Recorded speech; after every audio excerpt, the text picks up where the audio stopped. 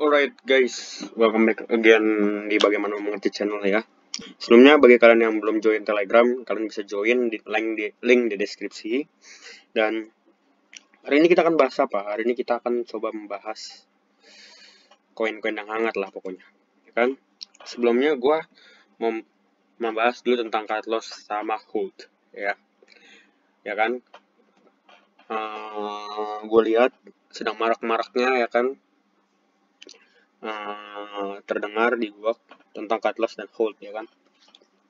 Sejujurnya gue sendiri ini sistemnya sistem invest ya kan, sistem hold.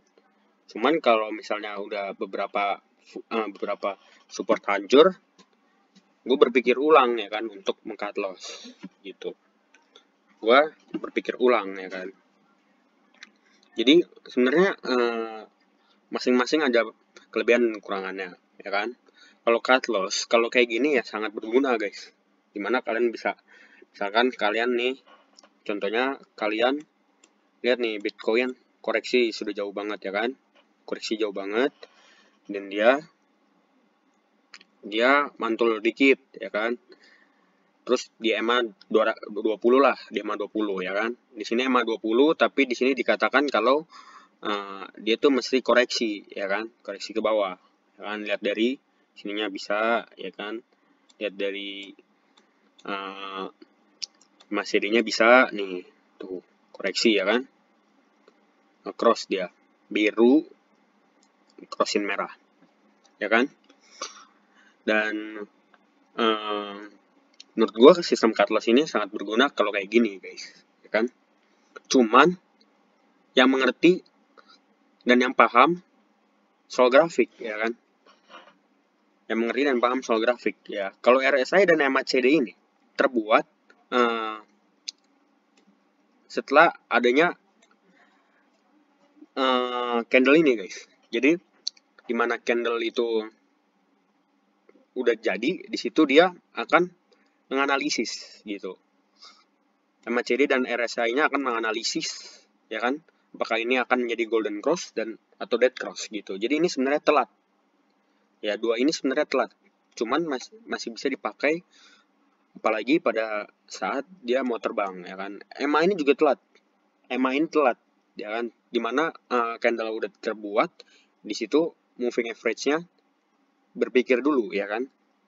Cuman di sini juga menentukan ya kan, semuanya menentukan. Dan Bollinger Band juga, Bollinger Band tuh nggak telat guys, dia memang mainnya seperti itu ya kan, sistem jaga jarak ya kan, itu Bollinger Band. Nah, kalau yang mengerti tentang sistem trading kayak gini ya kan, support jebol ya kan. Kalian bisa lihat di sini ya kan, gue sebenarnya udah bikin support di sini ya kan, kemungkinan naik, jebol jauh, bikin di sini ya kan, jebol. Nah, udah bisa berpikir kalau kayak gitu ya kan, udah bisa berpikir ini kenapa jebol terus ya kan, ini kenapa, sampai mana ya kan, jauh mana, bikinlah di sini ya kan. Sebelumnya bikin di sini dulu nih, di sini ya kan, sini jebol. Nah, sebenarnya kalau udah dua support, menurut gue udah bisa berpikir kalian itu cut loss atau enggak gitu, cut loss atau enggak. Cuman yang susahnya adalah orang yang kurang bisa membaca grafik dan dia sangat pandai membaca fundamental.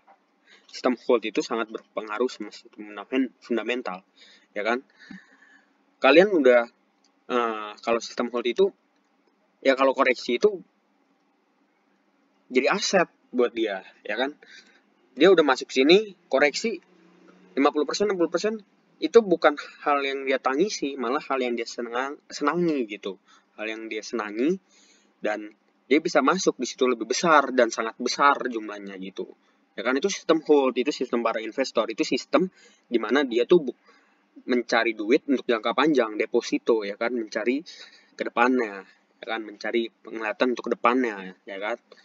Dia nggak mikirin ginian, dia ada kerjaan yang jauh lebih penting ya kan, dia ada penghasilan tetap ya kan, biasanya yang para hold ya kan, yang kalau turun kayak gini justru senang ya kan, justru bahagia, dimana dia bisa masuk lagi, ya kan. Asetnya tetap ada gitu, asetnya tetap ada. Dia misalkan dia beli di Februari di sini, ya kan, dia naik,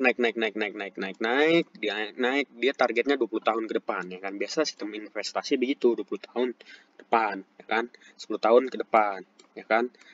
Dan biasanya targetnya rumah, ya kan, mobil dan lain sebagainya, ya kan. Nah, dia turun, ya kan, dari jarak sini sampai sini memang dia rugi, ya kan, dia beli di sini, tapi ini sesuatu yang menurut dia diskon gitu, ya kan, suatu diskon. Wah, diskon nih, wah, gue bisa masuk nih, ya kan, wah, gue bisa masuk lebih besar nih. Aset dia di sini emang hilang? Nggak hilang, ya kan, tetap menjadi kalau misalnya dalam peribahasa, ya kan, ini kan dia menjadi naga bonar, ya kan, biasanya orang bilang naga bonar kan.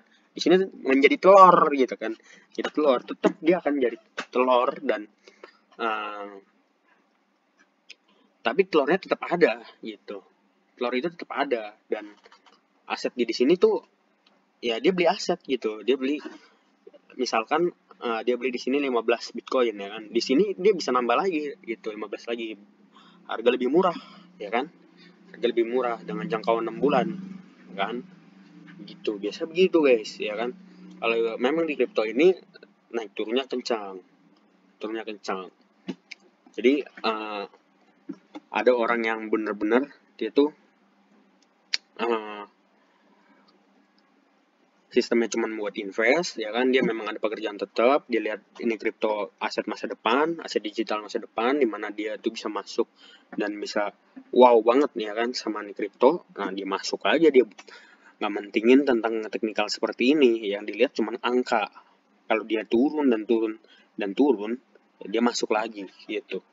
Ada yang memang sistemnya trading, kan, cari penghasilan dari sini, ya kan, cari penghasilan tetap gitu dari sini. Dan ya itu suatu hal yang dua yang berbeda gitu, ya kan. Ya kalau kayak gini ya memang sih sangat terasa, ya kan, penurunannya, kan.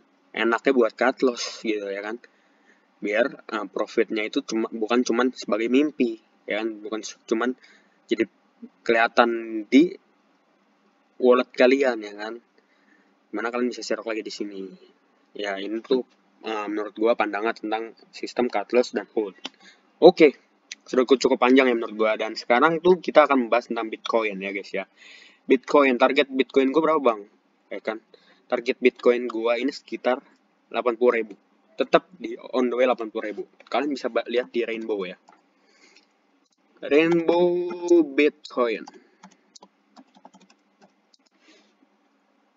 kalian bisa lihat chart Rainbow Bitcoin, ya. Nah, dia itu berada di kuning, mana disuruh hold, ya kan, hodl, kan, gue lupa singkatan dari hodl itu apa, ya kan, sistem hodl, ya, sistem hodl. Nah, apakah dia bakal terjun ke bawah? Menurut gue enggak sih, menurut gue dia bakal ke atas, ya kan, sistem hodl, ya. Ini masih bisa untuk naik jauh, ya kan. Nah, ini aja menurut pandangan dari sini aja kemungkinan, kalau kemungkinan tuh 2002 berarti 22 itu berarti sekitar 200 ribuan. Nah, 200 ribuan, ya kan. Tuh kalian 2022 bisa dapat 200 ribuan. Mungkin 2022, 2021 kan sekitar 180 sampai 200 ribuan. Itu kemungkinan yang berada. Cuman kita bisa lihat aja dulu di sini 80.000 itu udah depan mata gitu. 79 lah, 80.000, ya. Ini kalian bisa jadi acuan gitu menurut gue, ya. 80.000, ya, kalau misalnya di uptrend 80.000 itu udah depan mata gitu. Pembalikan kayak gini mah kenceng. Kalian bisa lihat ya di sini dia di sini dia koreksi, dia langsung hajar ke atas. Di sini dia koreksi, hajar langsung ke atas. Ya kan? Kenceng, biasanya kenceng yang dimana dia masuk. Ini recovery-nya kenceng gitu. Nah, ini mungkin recovery-nya kenceng, Juni udah recovery balik ke area 50 ribuan menurut gua, dan akan mencoba terbang, ya, 80.000 lah, oke. 80.000 Bitcoin. Nah, jadi gimana? Apakah bisa masuk sekarang? Udah bisa buat serok sekarang, ya. Time frame 4 hour, kalian bisa lihat di sini. ya. Dia ini memang masih terpantau mantul di area 40.000, ya kan. 40.000 ini sebenarnya cukup berbahaya. Kenapa? Karena kemungkinan itu dia balik ke area 35.000 dan dia akan terbang. Nah, moga-moga terbang. Kalau misalkan dia down, bisa jadi dia koreksi lagi. Nah, ya kan? Ya kan, sistem kalau cut loss-nya di mana? Cut di sini. Kan kalau misalnya dia turun di 35.000, kan dia turun, dia jatuh. Nah, atau enggak di sini, guys. Nah, sini 33.000, kan? Menurut gua cut loss di situ. Udah cut loss gitu, ya kan? Ini sistem cut loss ya. Cara bacanya gimana? Kalian bisa tarik sama CD, bisa gitu kan? Duh, balik kan?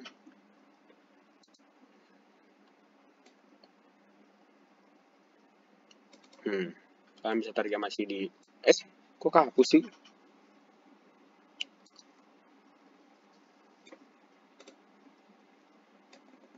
Nah, ini pakai yang kendalin aja, ya kan? Kalian bisa tarik sama CD. Gimana? Kalau misalkan dia balik, ya kan mungkin ke sini, nanti dia berada di area sini, ya kan? Menurut gua ya ajar aja di sini, ya kan? Atau enggak di sini sekalian. Nah, ini lebih tepatnya ya guys ya, di 0,786 kalian cut loss gitu. Kalau 0,6 biasanya sih 0,6 guys ya. Kalau misalnya dia hancur ke bawah sini, nah itu udah berpikir untuk kalian cut loss. Biasanya di sini ya kan. Di sini dia akan melanjutkan bear-nya. Tapi tetap seperti downtrend yang biasa, di mana dia ada down, up, ya kan, lower low, lower low, lower up, lower low, ya kan, kayak gitu gitulah. Nah, tetap kayak gitu, ya kan. Nah, cuman bedanya dia turun downtrend, ya kan. Nah, ini dengar-dengar kabar Juni kalau ada Bitcoin pindah ke Miami, udah menurut gua udah suatu hal yang wow gitu. Ini gue taruh juga ya, suatu hal yang wow di mana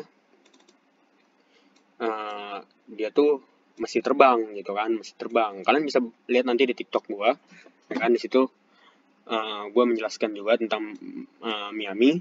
Kalian bisa lihat, ya, bisa terbang. Nah, di sini target buy-nya gimana bang? Target buy-nya itu kalian bisa lihat di sini. Ya, moga-moga terpantulnya di area 0,5 kan di sini. Target buy, ya. Target buy kalau dia down. Ini menurut gue masih down. Ya, ini kalian sebenarnya bisa pakai Fibonacci sebagai alat bantuan kalian untuk membeli dan menjual sistem cut loss. Nah, ini pertama, ya kan? Ini kedua. Nah, begitu, ya kan? Di target buy-nya di sini, target buy-nya di sini, ya kan? Cut loss-nya di mana? Di sini. Kalau misalnya dia udah melewati area sini, gitu. Dari sini cut loss, ya kan? Jangan kasih ampun cut loss. Sistem trader, ya kan? Biasanya orang-orang yang itu kan bingung dia taruhnya di mana, ya kan? Ya udah jadi aset aja gitu kan. Nah, kayak gitu guys ya. Jadi pandangan gua masih jauh, ya kan? Ya kan? Dan rekomendasi BNB kalian bisa lihat nanti di Telegramnya. Ini udah 13 menit, 14 menit. Gue udah jarang membuat video sampai 14 menit, ya. Oke guys, thank you guys, see you later.